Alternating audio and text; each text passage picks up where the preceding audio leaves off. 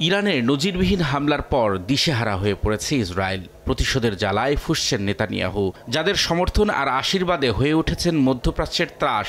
এখন সেই মিত্রদেরও কথা শুনছে না তেল আবিব। প্রতিশোধের নেশায় যেন হিতাহিত জ্ঞানশূন্য হয়ে পড়েছেন ইসরায়েলের প্রধানমন্ত্রী বিনিয়ামিন নেতানিয়াহু।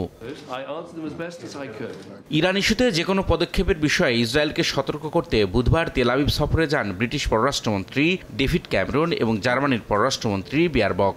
তারা আলাদাভাবে নেতানিয়াহুর সঙ্গে করেন বৈঠক। যুক্তরাষ্ট্রসহ পশ্চিমা দেশগুলো সংযত থাকার আহ্বান জানালেও সিদ্ধান্তে অনড় তেল আবিব। ইরানের হামলার জবাব কিভাবে দেয়া হবে সে ব্যাপারে ইসরায়েল নিজেই সিদ্ধান্ত নেবে বলে সাফ জানিয়ে দেন নেতানিয়াহু।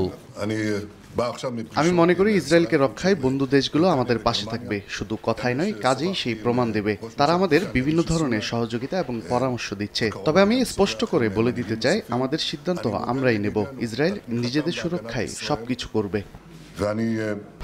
1, 2, 3 ঢাকায় জমি জিতে নিন 100% ক্যাশব্যাক সহ 20 কোটি টাকার পুরস্কার। এদিকে ইরানের হামলার বিষয়ে সতর্ক করলেও তেল আবিবকে সব ধরনের সহায়তা করে যাচ্ছে পশ্চিমা বিশ্ব। তেহরানকে পঙ্গু করতে আবারও নিষেধাজ্ঞার খেলায় মেতে উঠেছে ইসরায়েলের দোসর যুক্তরাষ্ট্রসহ পশ্চিমা জোট।